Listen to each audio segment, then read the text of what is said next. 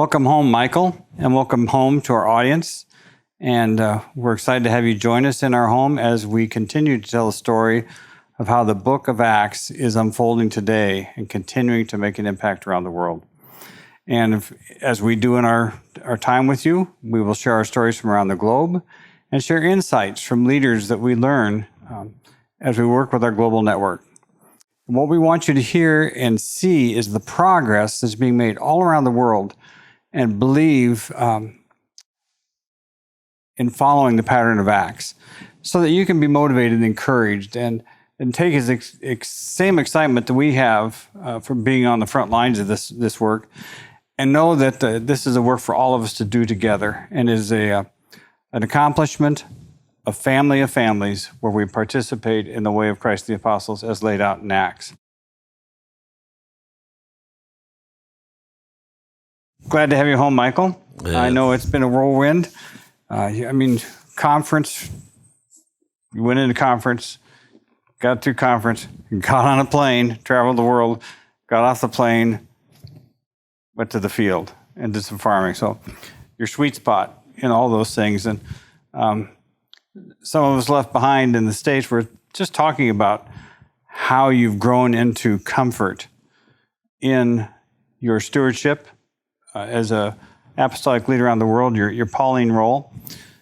So now you're just as comfortable around the world meeting with leaders as you are sitting in the tractor here in Iowa. So from us here, that's really exciting to see that happen. And on your most recent trip, I know you got on a plane and you went, you started in East Asia, and you were on the ground working with the reality of the church growth and working with influential business leaders. And in a global city in Asia, seeing these businessmen come to faith and then wanting to understand how they can participate in the global work of the way of Christ as apostles. So I can't wait to hear more about that, because we've had so many examples of these influential businessmen stepping into faith and then starting to really embrace their role. Yeah, that was the first part of the trip. Like you said, went all the way around the world, flew from Los Angeles then to this large Asian country. And then on my way back, I flew back through Europe. And so literally all the way around the world. But to the businessmen, it's a lot like when you see the different sections in Acts where Luke says, and this person came to faith, and the faith continued to spread and went out from here. All those 6 panels that are throughout Acts. Where Luke, they named the names. These are actual people, and now you're having the same experience today. Well, yeah. I mean, these businessmen are coming to faith, and they are then asking and trying to explore how they can participate. They are. One of this was a former leader of a very well-known company that is a very well-known name to all of us, a household name to all of us. And he was the Asian director and CEO of that for 3.5 decades, and has come to faith and has been transformed by it. His life is transformed, and he's trying to then understand. He's had a global impact already in the business sector, but how can he do it in the Christian sector? And so for us to be able to work with him and work with leaders like him, it feels like the book of Acts. It really does. And it's it's exciting to be able to see that unfold. So as part of the excitement, seeing these business leaders come in a different perspective than what we experience in the West, where business leaders have arrived and they expect the church and the work of the church to operate like their business. And it sounds like the experience you're getting with these leaders in Asia is they're coming and wanting to fit in to the way of Christ and the apostles, not the other way around. Am I picking up on that correctly? Yeah, that's right. I mean, because in this case, they're brand new to the faith. They want to know what the expectation is for what is their role in this global movement. They immediately see it as a global thing, and they want to know how they fit and what their role is. Yeah, typically in the West, it's a different set of patterns. That's why we say patterned after Acts. Today, the expectation of church is very different. It's something you attend. It's something that there's a preacher, there's a sermon, a homily. It's something where the audience is relatively passive in it. Where the patterns we're talking about are more what you see in the book of Acts. And to have global businessmen to be able to capture that and see that is very encouraging. We all should be encouraged by that. I can expect, because in the West, we've professionalized and organized everything in a business manner. Our whole world seems to operate that way, and that's not how Acts was set up. That sense of families and teams working together, and what a benefit to those businessmen to be able to plug into that and have their name be recorded as those coworkers that we see in Acts, the key people that provided resources or homes or those kind of things. So it's sitting here in Iowa, it's really encouraging to hear that story come back to us, that the pattern is unfolding just the way it did just the other day. 2,000 years ago. 2,000 years ago, yeah.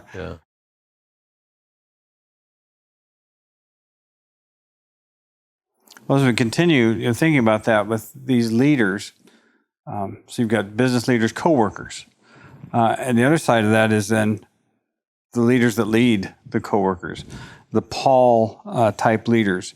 And so as you traveled around and you're working with these leaders that are Paul-like, that you experienced as you're traveling in Asia, as these leaders come together, and that's a lot of power and a lot of field that the Spirit is turned out onto the world. What's your role and experience in the encouragement you bring back to us working with these Pauls out of Asia that are on the front end of their work and fresh to the game? Yeah.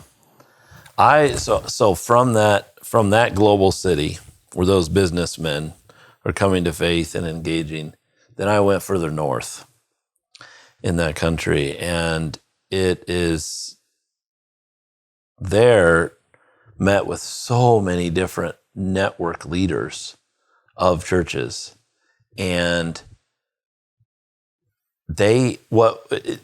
overly simplistic to say it, but what you see is they function like Paul did.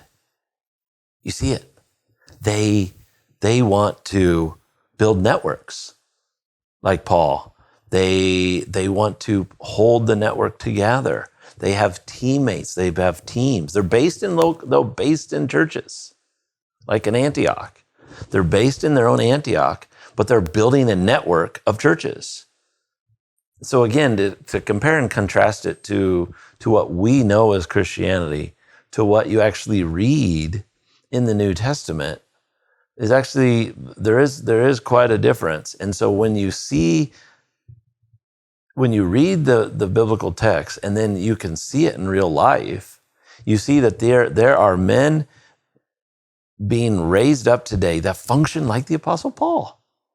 Isn't that amazing? It's just, and they are all over the place in the sense that and they are looking for a way to develop their people inside the context of the church, done for the church, for growing the church, and done by the church. They're not looking for it to be outsourced by a parachurch. They're not looking for it to be done by a missionary. They're not looking for it to be done. They're looking for it to be done in the church, done by the church, done for the church. And we were able to pull a lot of those leaders together and have conversations with them on how they can do that. Again, with the whole developmental system and within the patterns that we talk about was another exciting part of the journey. Just exciting. Well, you talk about how this happens, and as we invite you into our story, our work is to help establish leaders, to do the work that's around the world in churches, global work. And you're traveling as a Paul, an apostolic leader, and pouring your life. Which simply means sent out. Yes, the by sent the one. way. Yeah. It just means sent out. You're still in the local. I'm with you all the time, Jay. Mm-hmm. But it just simply means sent out. We have all these dispensations and that people get caught up in and all these things, but it simply means that there is a role in God's church to be sent out. People are to be sent, your best are supposed to be sent out and do the same work of helping to build networks and helping to build churches as families. Continue on. That's But a I good felt like callback, that has to be qualified. And we talked about that understood. in our last conversation, and it's so important because words matter. And as you're establishing a new paradigm, there's a lexicon, a vocabulary that goes with it, so we can understand what we're talking about. And as we're inviting you into that conversation, you need to know what our words are, because words matter. And otherwise, we'll assign our own ideas to those words that are what we're trying to communicate. So I appreciate you emphasizing that as leaders, we send you out to do a work globally. And these leaders, these other Pauls that have their own fields that they've been sent to from their churches, welcome you in. And I think that's so refreshing because it is such a real example of how things unfolded in Acts. But talk about your role and the challenges and satisfaction that you get from equipping other Pauls to be more effective in their own networks, and then building a global network and what that global network looks like. That's a big question. So the question is the satisfaction? What was the question? The satisfaction you get and the role you fill, how you help these leaders accomplish their work that they have in their fields, and then how you built that together into a global network. Okay, so that is that's a big question. That one's going to take us a long time, but let's simplistically. There's so many layers to that. But yes. The essence of it is that we're not all trying to build our own little churches and have our own church services. That's not the fulfillment of building God's kingdom. What we are all building is we are building churches that function as families, and those families are part then of the multiplication of more families. And those more families then can provide more support and more love of Christ for more people around the world. And that's God's, and so they are understanding that they have a field. They understand they have a sphere, and I understand that they have a sphere. And so we are helping them build what Paul built and what the other apostolic leaders that were sent out that wrote the letters. We're helping build the exact same thing, helping them build it. And there's a confidence, there's a humbleness, and a satisfaction then to know that that's how you're building. Yeah, I find that stimulating in my brain to think about that idea of a network of networks. And one of the early graphics we had was that web of churches and churches and churches. And these Pauline leaders would have this set of that web. You'd have your set here in the Ames Des Moines City Church and the North American, and just strengthening those networks and the connection so we're all working together to expand the church globally. And maybe back to the commission, the outermost, the Great Commission. Yeah, the outermost parts of the earth. And you saw them all this trip, it feels like. So that's really encouraging. I think that's a good description, though. It's like equipping each other, because it is a teamwork, to just serve their networks, to strengthen and build their channels. Yeah, but you talked about where's in a global sense, the unity that you are then building between all the different networks around the world is not unity for the sake of unity. It's actually unity that Jesus is talking about in John 17. It's the same unity that Paul is praying in the Ephesians 1 prayer, the Ephesians 3 prayer. It's about the unity that James is talking about, the implanted word that's within you. It's a unity around the understanding that we're all building the same thing. We're all building Christ's kingdom. We're all fulfilling the Great Commission. We're all building churches according to the pattern, the paradigm that Christ prescribed for us. And so that's where the building of a global movement comes from and the unity that comes from it. It's not that, it's not unity just for unity's sake. Right. It's not an organization. It's not an organization that has a top leader. It's unity around a common goal of fulfilling the Great Commission according to that pattern.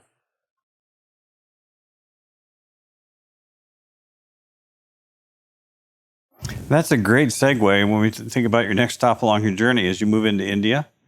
And there you're working with an organization that was a training organization and working to help them become more like a Pauline team, which is really just the next step of what we were talking about with your work in Asia, your first stops in Asia. So as you met with these, it just boggles my mind the numbers that these leaders are responsible for. And 20,000 leaders, 100,000 churches, and yet there's more to do. From your perspective, what's the driving next steps for that organization becoming a Pauline network and growing more and more, exceeding further?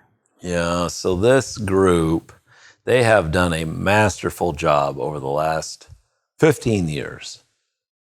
2009, so 15 years. They have come from nothing to they have successfully trained that many leaders.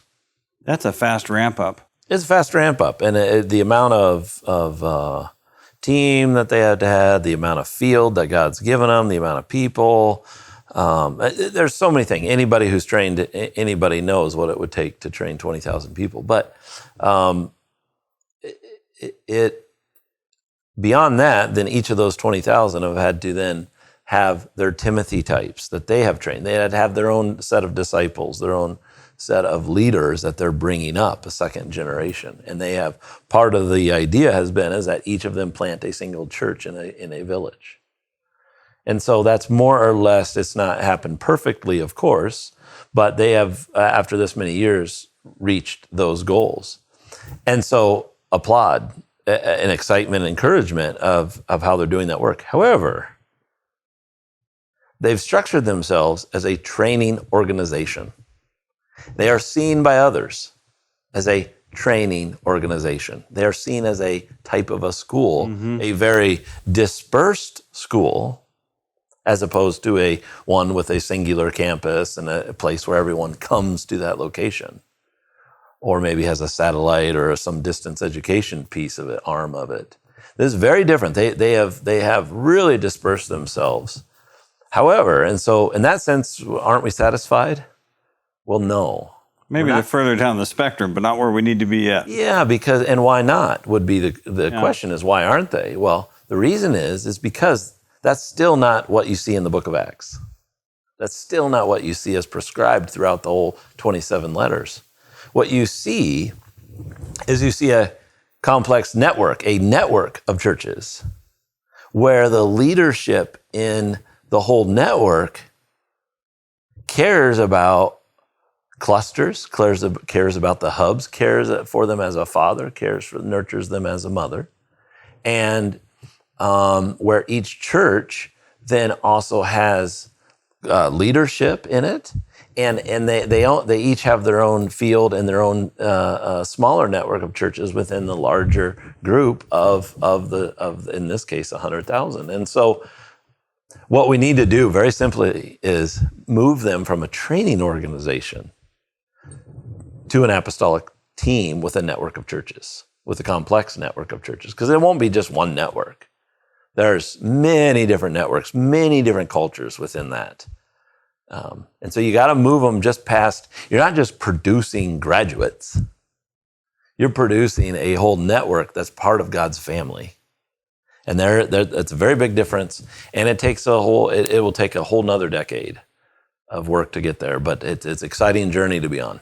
So I envision, this process where you're a training organization and you get your church and you train a leader. Okay, then we move on. But wait, as you said, you not only have to have that leader, you have to have supportive leaders. You have to have the second generation, the third generation.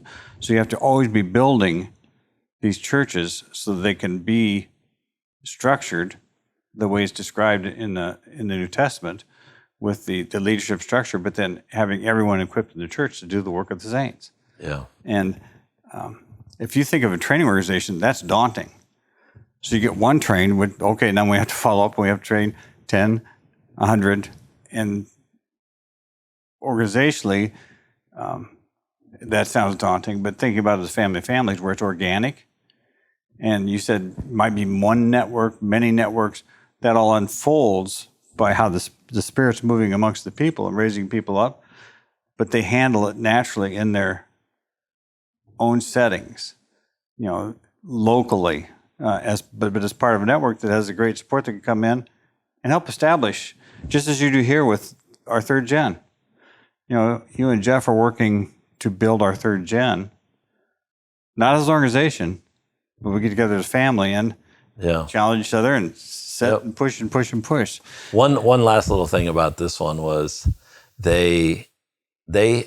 Jesus appeared to them in a vision, to the leader, broke through in a vision in 2006. It was the exact same day, unbeknownst to either of us. I mean, I didn't know it at all. I was there the anniversary date there on this trip, and he was quite emotional about it, saying, because we're saying this is a second chapter for them.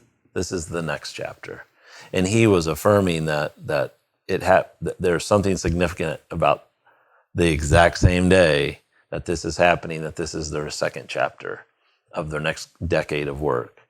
And so the take-home message for us is the Spirit is at work. The Spirit is doing things beyond that we can't even imagine.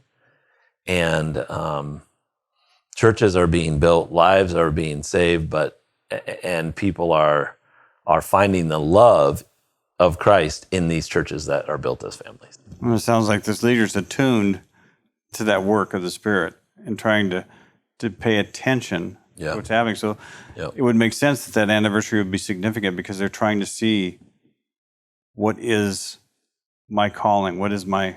If Jesus stands before you, an angel stands before you, you're going to remember that day with some significance throughout the rest of your life. And it's just humbling, and you just sit there and there's no words. There's really no words to explain no words to explain the awe and the that idea beauty. Of transcendent, it transcends words. And it's like, it's pretty amazing that, not only amazing, but awe-inspiring and fear-producing of the reality of what we're involved in. Yeah. And that's, when you're in the presence, it should be so significant and not something taken lightly, but shape your next stages of your life. And what a privilege to actually get to see that and to celebrate it by being faithful. Mm-hmm.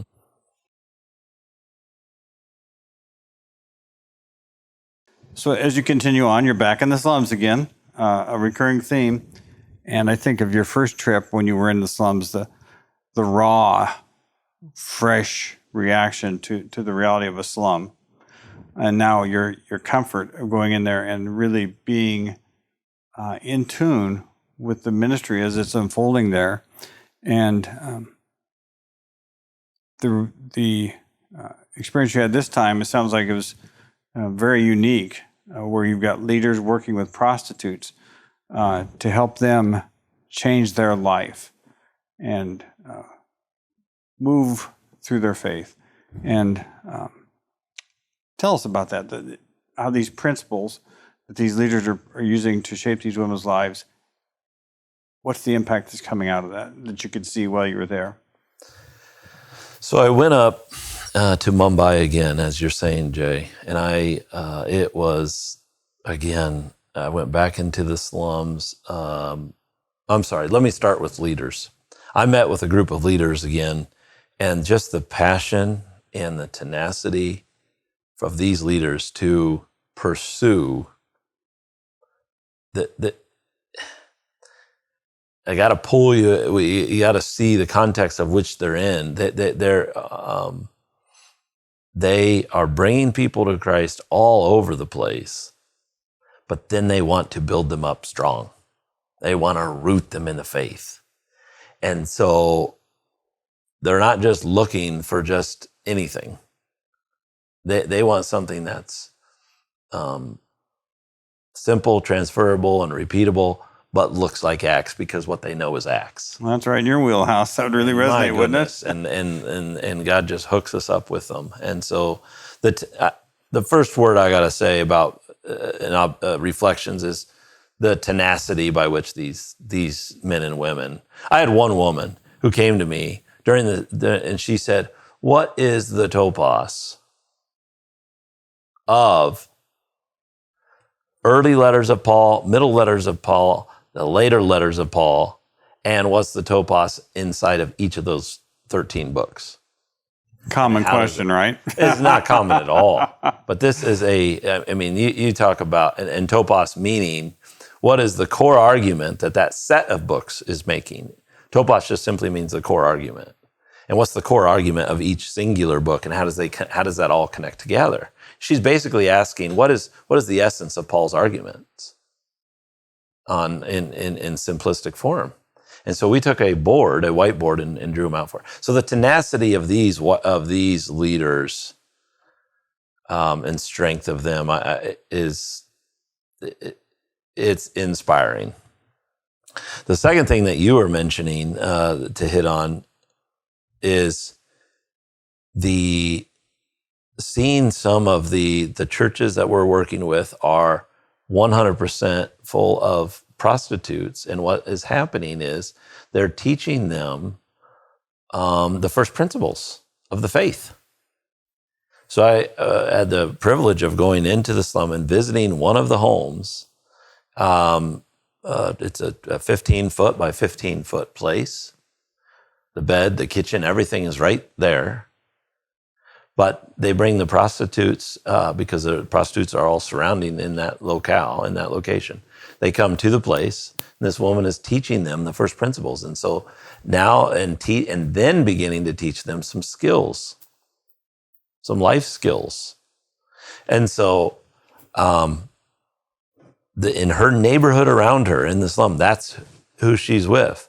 And they're giving them a place to meet regularly, a place of hope, telling them the good news, and telling them the teachings that accompany the good news on how to live life in that good news.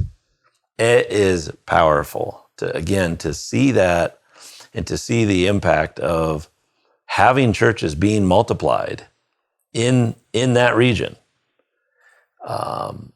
is humbling and exciting to see. Again, that's what you see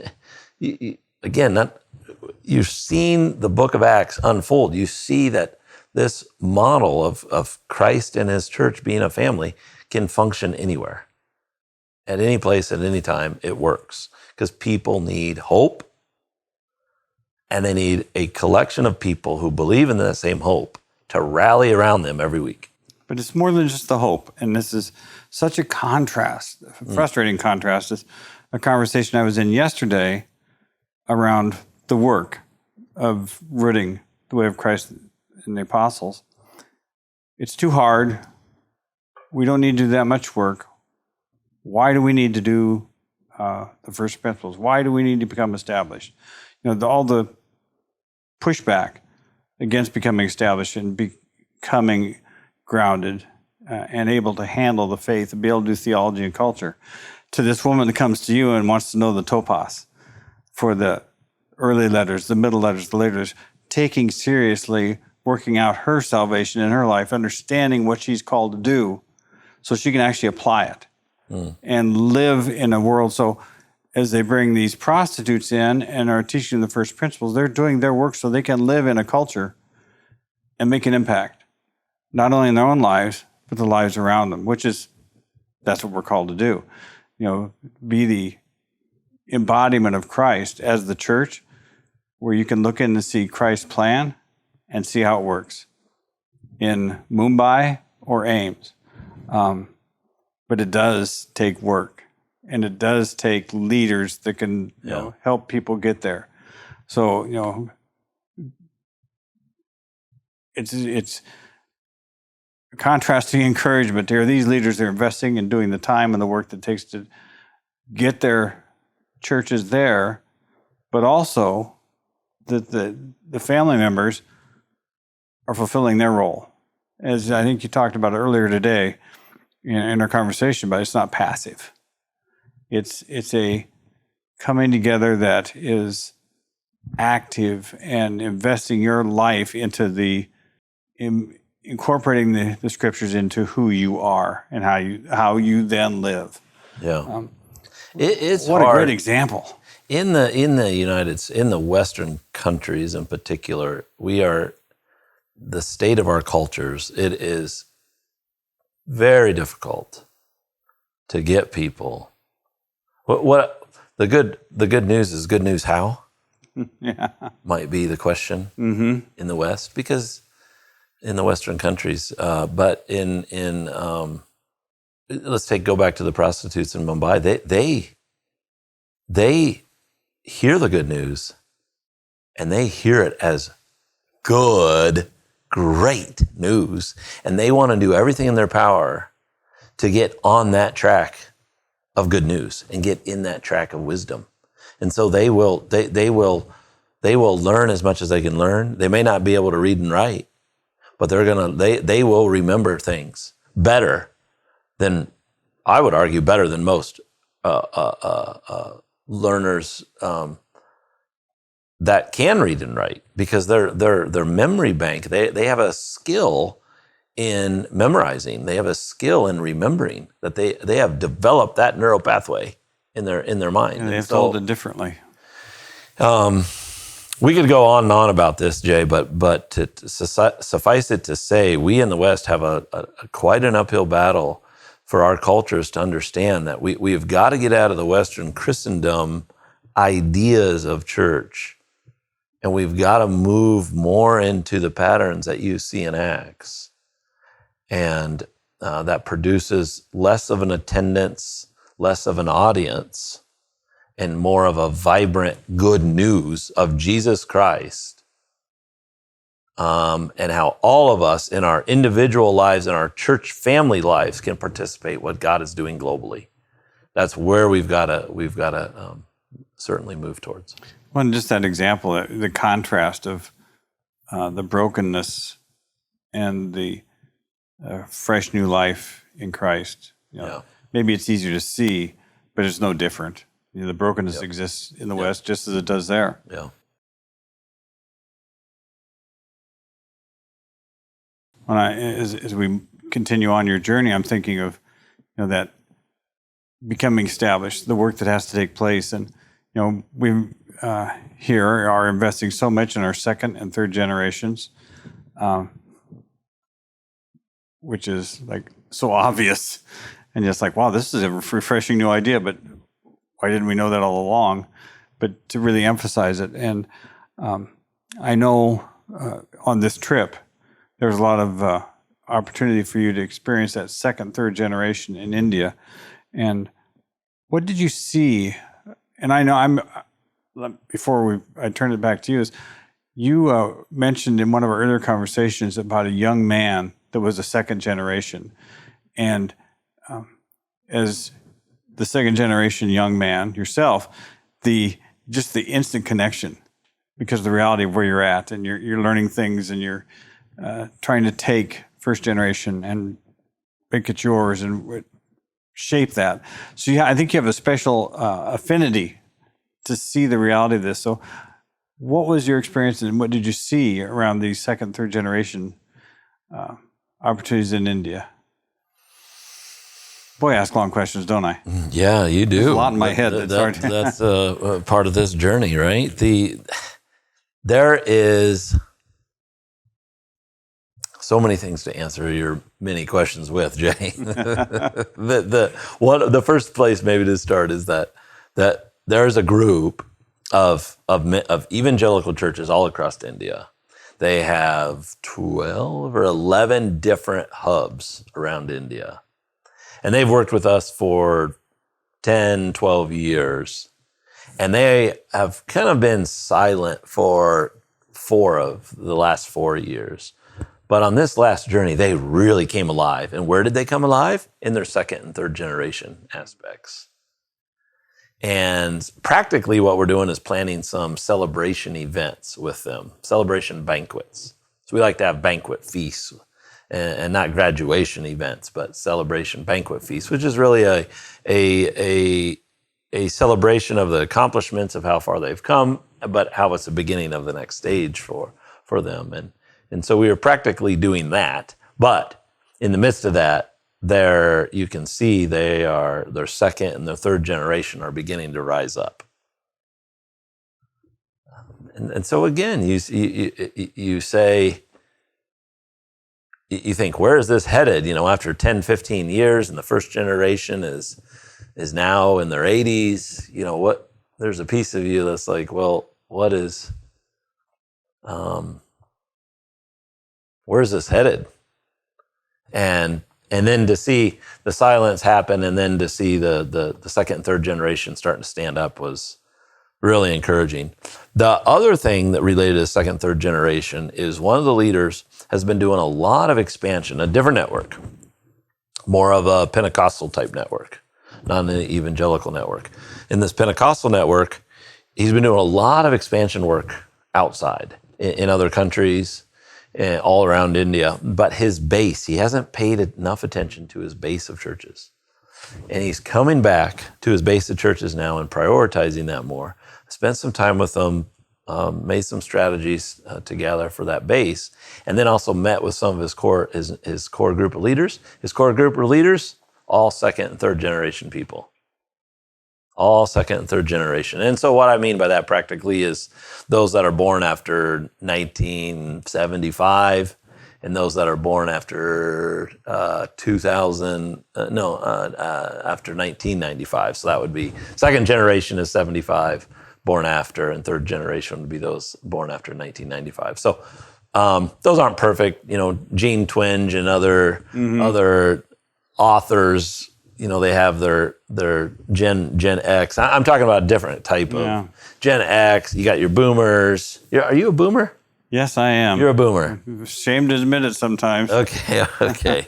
Boomers, and I'm not talking about that split up of generations. I'm talking about a different little split up of a type of split up. But nevertheless, there's second and their third generation. You're really talking about family generations. I'm talking about family generations. Those books are all about cultural generations. Grandfather, which is very helpful. Father, son, even grandsons at this point. But well, that is encouraging, because one of the problems the church has faced in my whole lifetime is the first generation and then stop.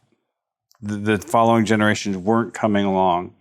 And I know I've heard so much from second, third, fourth generation in my experiences of the hypocrisy of the church, the lack of relevance of the church, the lack of impact of the church that they see, and so they don't follow. You don't get that second, third generation coming in. And that's something that we're working on very rigorously here in our network. But to see that unfolding, they had the same problem in India, where they build these churches and then they die away. The generations didn't follow. And so you're emphasizing a critical point is you have to continue to pass it on generation to generation to generation, that, as you rise up, as you walk along the way, that you're equipping all these generations to be established, and Yeah. then step up and catch the vision and be able to fill out whatever their gifts are. It's a massive problem in the Western cultures, in Western Christendom. How many churches in the next 30, 20 years are going to be, and how many already have? Their buildings are not used, they're shutting down. And everywhere you go in there, as my grandmother used to say, all the church is just full of white hairs and purple hairs. And what she meant by white, purple hair was they're so old their hair has turned purple. Whether that translates to every culture or not is different. But her point is that the church was not invested beyond youth group and beyond Sunday schools in a strategy to build the next generation of leaders and the next generation of Christians that will carry the faith in our culture. And we're seeing it in that part of India and many different parts of India there. It's amazing to be able to be part of it. When I was in our local experiences, hearing outsiders talk about the refreshing nature of watching young men and women being excited about the faith, but also doing the work it means or it takes to really live that out. Yeah. And it's like one young lady, I think it was either with you or might have been with you, where she said, "Wow, I've never seen this before with young men to take their faith seriously like that." So yeah, that was at the global gathering, the global summit here a month or so ago. Yeah. Said they'd just never seen a 14-year-old girl take her faith so seriously. That was a leader from California. yeah, and that's what we're called to, isn't it? Yep, that's right. And then, the other reality you face in India, and it's a challenge because theirs is so well defined. Ours is more subtle in the West, but the class system, the different tiers, no Gentile, no Jew, or, don't honor the rich people over the poor people. That as you work with the churches in India, and I know that I've had many conversations with Indian leaders of the struggles they have to break through the caste system. Are you seeing that start to change, where churches can actually have an impact on everyone that comes into the church is considered equal and all co-heirs? You go into a lot of churches, and no, you don't see that. Mm-hmm. This was the very first trip that I've been on that I saw it in real life. Amazing. I've heard about it, but it's a little bit like in the book of Acts where Peter had to was sent there to go check it out for sure. Yeah.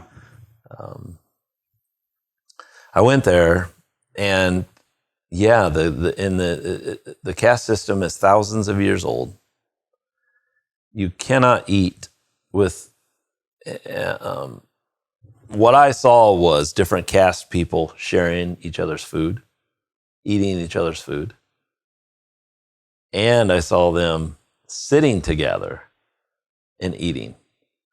So that which was a huge, they were sharing the Lord's table. They were sharing the bread. They were sharing the cup. They were sharing the meal together. So I went there. I got to back up. When I showed up, it's a Sunday morning. And so I had some expectation, even though they've been working with this for a long time, I had some expectation that it wasn't going to look like the book of Acts. But what I saw is Acts 20, 7 through 16, I think it is. What I saw was a bunch of people having conversations in an orderly way. We had young people, back to the second, third generation, stand up and recite the story. I'm talking about the story from Genesis all the way to Revelation. I'm talking about God's story. The full meta-narrative. The full meta-narrative. They would stand up, no notes, and tell the story. Now, I'm talking 9-year-old girls and boys. How exciting. Then I saw them. So I probably saw 8 or 9 of them, 10 of them stand up and each do a different part.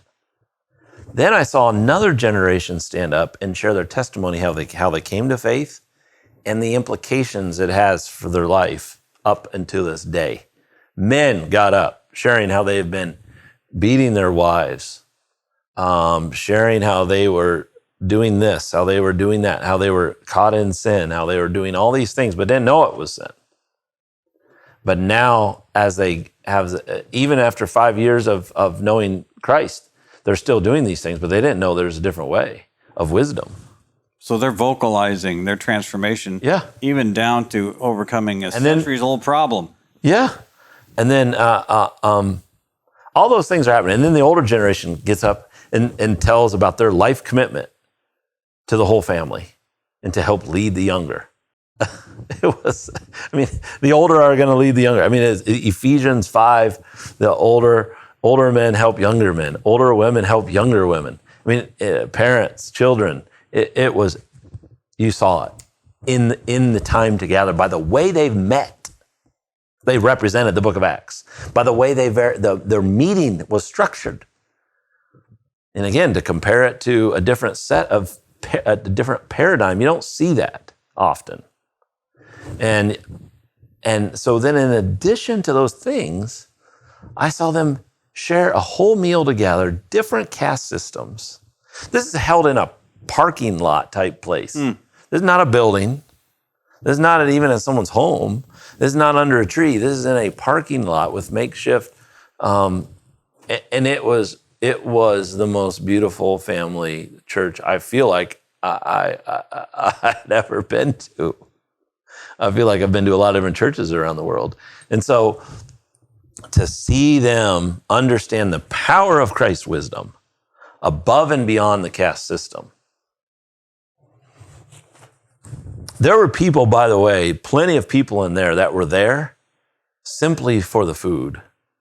Mm-hmm. And were blown away, and not there because they were believers, but because they were there for the food and because of the invitation that they had received to come there, kind of like Cornelius' household in Acts 10. Yeah. And they were participating in a way during the meal and even during the discussion that showed that they weren't believers yet, but showing that they were moving that direction. The aroma of life. The aroma of life is evangelistic. When I think of it had those 3 aspects were just, what a way. And that was the last part of my trip. What a great way to end, huh? And so it was a culmination of, I wasn't planning to do this. This was planned on Saturday evening. I was kind of reluctantly saying yes, and the leader there had been asking me for years. Great leader with us. And so I kind of went reluctantly, but my goodness, what a blessing that all of us that they're part of us and we are part of them. That's the beautiful thing. It's a reminder to always be open to those opportunities as they come your way. And, when you're traveling, that can really be a challenge. But I can hear in your voice, it's like on a hot day, you've been working in the field and the thirst that comes with that, and then the refreshment of a cold glass of water, that you experience that refreshment of experiencing that firsthand. And I know everybody that's ever been in that situation where in our local church in Des Moines, we have a 10-year-old boy that comes in and shares with us he's learning about his position in the story. And just because he wants to make an impact. He wants to be part of the family at 10 years old. Yeah. And so that's that same refreshment to see the plan working and coming to life across generations and across castes, across believers, non-believers. There is no Jew, there is no Gentile. We are all of the human race. We are all humans. And these principles of wisdom that God gives us attached to his good news, the charisma, the gospel of Jesus Christ, and his way of living in that good news Works. It works. And you got to see it. And we got to see halfway it. around the world. And you come back, and then you'll see it again Monday night. So yeah, we're doing our third it's happening third generation. all over the world. It's on Monday, yeah.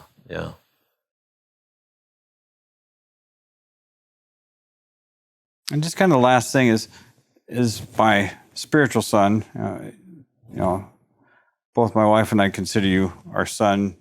Your kids are our grandkids. Your wife is our beloved daughter. I've been so encouraged by watching your progress. And from when we first met, one of the connections was around learning and data and being driven to make sense of things. And it's fun because our sense making takes different forms. So yours really helps me. And I know Sunday you put in front of me one of your new projects of taking a whole book and putting it on a page to communicate the essence of what the author's trying to get across. Talk to me about why you are so driven to continually improve your skills in learning and incorporating new ideas, new information into who you are. And the range, that's the other part. I'm so excited because there's somebody that I can relate to that maybe I'm not just as crazy as I think is, I was listening to piano sonatas on my way up here, and you're experiencing and exploring classical music, jazz. You're doing the same thing with literature, but you're also doing the same thing with your learning habits and skills. Why and what are you learning about yourself? We should do a whole... That I could do days on this. This was my paid work, but there's more to it. I'm more fascinated by what drives you as an apostolic leader, as a father, as a son, just your life. Yeah, so the why maybe is what you're after. On the heels of this trip and during this trip, I felt a real obligation to... There's a role that we have in certainly encouraging, but giving apostolic shape. And there's things I mean by that, but mainly I mean by that is you have to be around the shape that Jesus and his apostles left us, and that the Old Testament left us. And the only way to get there is the renewing of your mind process on the human side, where we have to work hard at. There's a human side to this, and then there's a spiritual transcendent side to this that we cannot control. But God begins to show you as you are. What is knowing? What is eternal salvation? Asked John. He says, knowing Christ. Well, what is knowing Christ? Is knowing what he taught us first.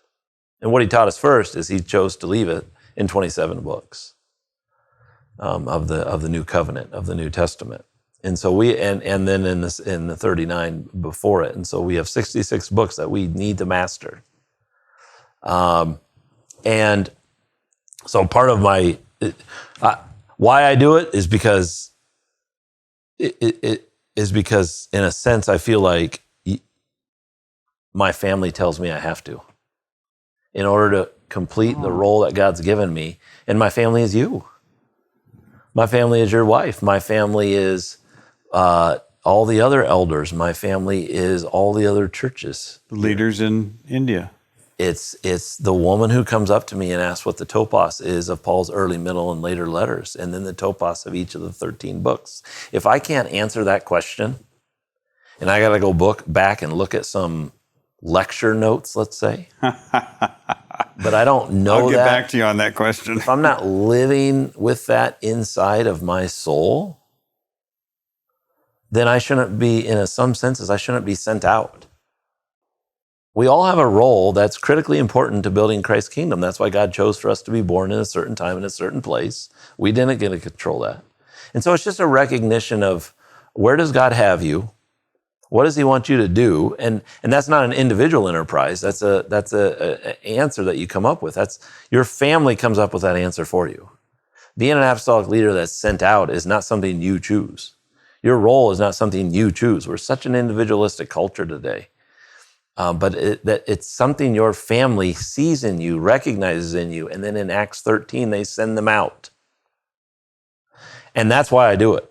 That's why my personal habits, some people call it personal knowledge management, a PKM system, some people, and all that is relatable, but it's a journey of mastering the scriptures, and it's a journey of wisdom.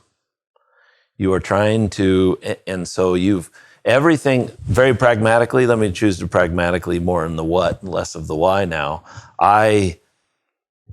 Almost everything I read and listen to, I will, that's the collection process. And then there's an organizing process. You need to organize it. Because you need to organize this information because your brain is made for having ideas, not for storing them. Our brains are made for just having them, not storing. Yeah, we just hold the big ideas, not the particular. Yeah, so you have to organize in such a way that you can send it to your future self. I need to be able to organize the information that I'm learning and understanding and send it to myself in a month from now. Send it to myself in a year from now. Send it to myself. And so I need to be able to come back to it and being able to search through it. And there's a lot of technology today to be able to do this. In the 1600s, after the printing press, there was these things called commonplace books, where you would people would clip out newspaper and books, things, excerpts, and they would paste them on and then write their notes on the side of it. And then they would share with other educators this commonplace book around a certain topic. You can do this. We do the same thing today. We can do the same thing today with technology. So this is not anything new, but having habits, developing habits every hour and throughout your whole week. All of us get the same hours a week. We don't get to determine the amount of time, but we do get to determine the amount of time that we have, that we build our habits of learning and understanding what God is saying and what other authors are saying. So that's the system I'm trying to invest into and make better. Yeah, I want to speak to that. I like how you situated it in. You're doing it for your future you, but you're also fulfilling a responsibility and obligation to your family and to your network. But at the same time, it's mastering the scriptures, but it's more than that. I look at how you are investing, and this is the part that your dear wife had an influence on you that's helped you become better able to use literature, music, theater, movies to understand the human situation, who we are as people across time. And it's a much bigger process than just, studying the scriptures. It's studying humanity. It's knowing your audience. She loves the classical books. She loves Shakespeare.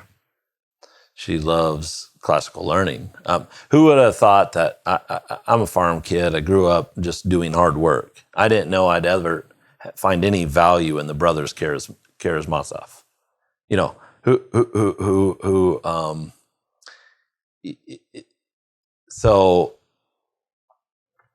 But what you see in those great books is you see that they tell the pains and joy of humanity, the depth, and they are so beautiful. And so we need to learn, we need to read those, we need to read all the great books. We need to read, and we need to have discussions with other people about the principles and the value that's in there.